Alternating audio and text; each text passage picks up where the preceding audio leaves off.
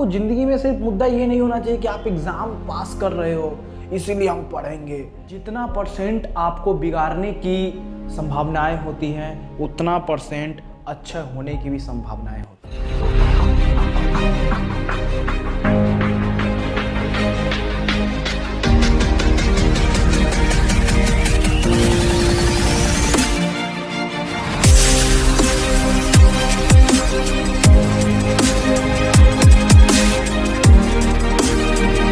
कि जो छोटे छोटे बच्चे के पास वो जो दिक्कतें हैं, जो समस्या है, वो समस्या क्या है कि हम बोलते हैं कि भैया हमको याद नहीं हो पाता है।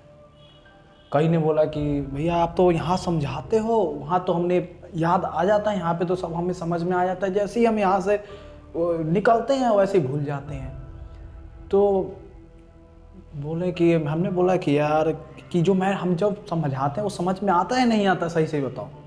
तो उसने बोला कि भैया यहाँ तो हमें समझ में आ जाता है, बाकी जब बाहर हम निकल जाते हैं ना इससे आप यहाँ से, तो हमको समझ नहीं आता है सच में। और हमको घर पे जाते हैं तो हमको कुछ पता ही नहीं चल पता यही है क्या, समझा ही नहीं।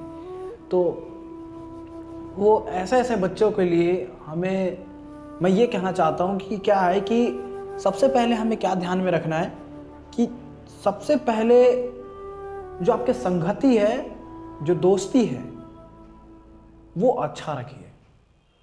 पहला क्या है, अगर याद रखना है तो दोस्ती को पहले बनाइए। क्या अच्छा होना चाहिए? दोस्त अच्छे हो।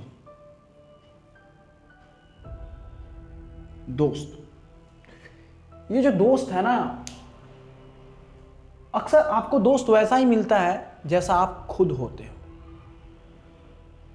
और ये जो दोस्त है ना, ये दोस्त आधी लाइफ को ना सफलता दिलाने में दोस्त का ही हाथ होता है, और आधा से ज्यादा लाइफ को बर्बाद करने में ये दोस्ती होता है।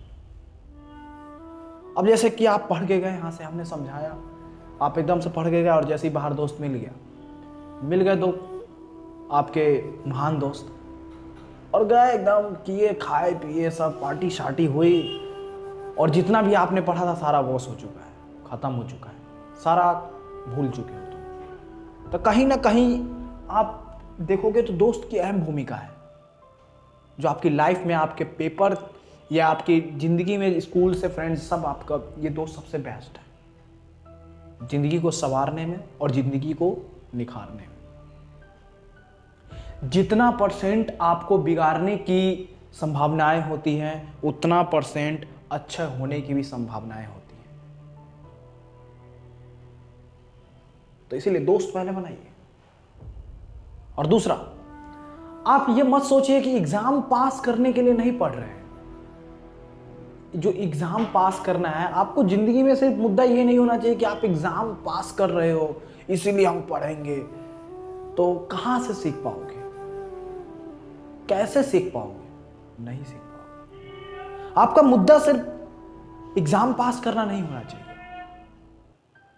मुद्दा यह होना चाहिए कि जो हम पढ़ रहे हैं उसके लाइफ में यूजेस क्या होगा, उपयोगिता क्या होगी। और जिस दिन आपको समझ में आ जाए कि जो हम पढ़ रहे हैं वो लाइफ में उपयोगिता उसकी क्या क्या है, तो आपको इंटरेस्ट आने लगेगा। जब इंटरेस्ट आ जाए तो मां कसम 2 घंटा की फिल्म ना कभी भूल नहीं सकते हो, एक बार देख लिए तो, क्योंकि वो इंटरेस्ट के साथ देखते हो। तो अगर कोई फिल्म के बीच में आपको कोई आके रोक जाए, अरे 1 गिलास पानी दे दे, अरे रुक रहो यार, चुप रहो, अभी देखने दो, फिल्म देखने दो, फिर आप देखो। तो यही बात पढ़ाई में क्यों नहीं करते हो भाई? क्यों नहीं? इंटरेस्ट लो ना। कोई बोल दे 1 गिलास पानी दे दो, अरे चुप रहो यार, ज्यादा बोलते हो, पढ़ रहे हैं अभी, करो ना, मजा आ जाए। इंटरेस्ट लो। और एग्जाम मत समझो कि एग्जाम पास करने के लिए सिर्फ पढ़ रहे हैं। अगर आप एग्जाम पास कर लेके पढ़ोगे तो आपका फिर जिंदगी आपको सिर्फ एग्जाम में तक ही रखेगा। पढ़ाई सिर्फ एग्जाम में, उसके बाद तो खत्म ही हो जाएगा, फिर पढ़ाई लिखाई कोई फायदा नहीं। तो क्या करना है? सबसे पहले इंटरेस्ट लेना है। 2 चीज,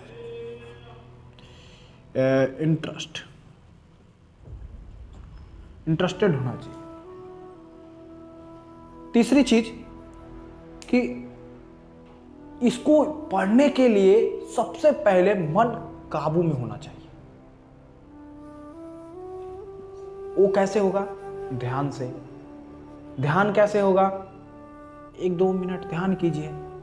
क्योंकि जब आप, क्या होता है कि जब आप पढ़ते हो, किसी भी टीचर के सामने पढ़ते हो, किसी भी आप पढ़ते हो उसके सामने, तो उस समय जो आपका माइंड होता है वो एकदम जागरूक होता है, चेतन में होता है कि अरे कोई मैसेज शायद तो नहीं उठाएंगे, अरे रुक रहा अभी तरह ट्यूशन में है, कोई कॉल आ गया, अरे ट्यूशन में हम लोग को, चेतन में होगा उस समय, तो आपको सब चीज़ समझ में आएगा।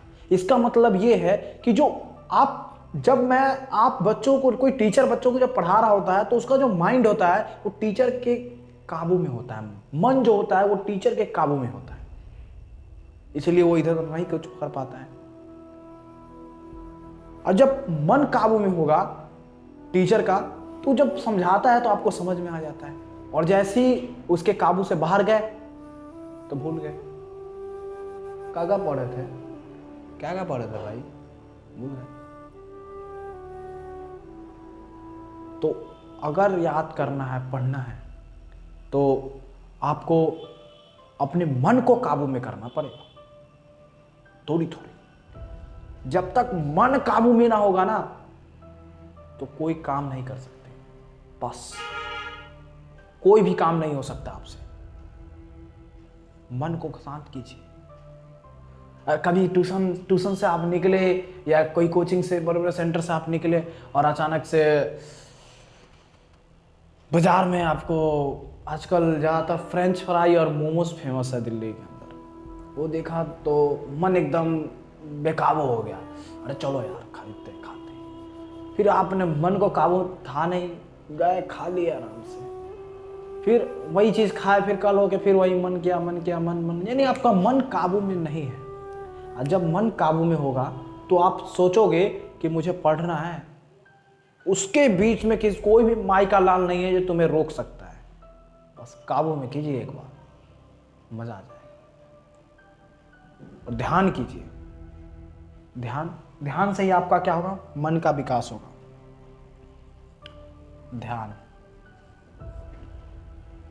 ध्यान कीजिए। और जब आपके पास ध्यान से क्या होगा, मन आपके मुट्ठी में होगा। जब आपका मन मुट्ठी में होगा तब आप कुछ भी कर सकते हैं, और जब मन मुट्ठी में नहीं होगा तब आप कुछ नहीं कर सकते।